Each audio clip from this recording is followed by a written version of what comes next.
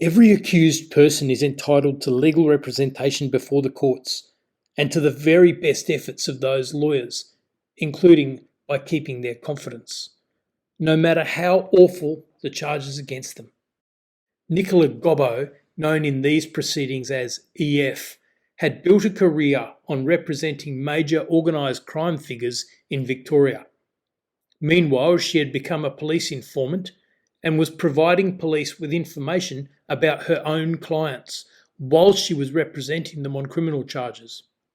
Her conduct was a fundamental breach of the obligation of confidentiality, and there was never any question that she would be struck off the roll of practitioners. Indeed, when she was eventually struck off in 2020, the court stated that her position as a lawyer was incapable of rehabilitation, that she would never recover. During the initial proceedings, Gobbo was known by pseudonyms and there were non-publication orders preventing her name from being published on the quite understandable basis that her life was at risk if her betrayal was known. However, an application was made to the court to release her identity because the public interest in the integrity of the legal system outweighed the public interest in protecting her individual safety.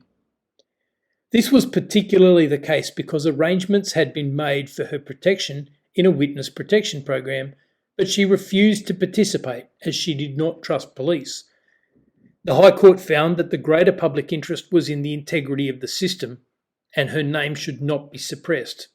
Their Honours said, EF's actions in purporting to act as counsel for the convicted persons while covertly informing against them were fundamental and appalling breaches of EF's obligations as counsel to her clients and of EF's duties to the court.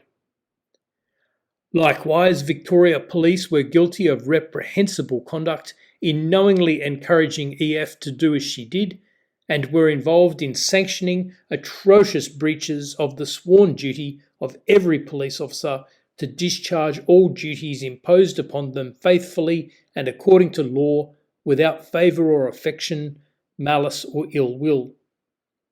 As a result, the prosecution of each convicted person was corrupted in a manner which debased fundamental premises of the criminal justice system.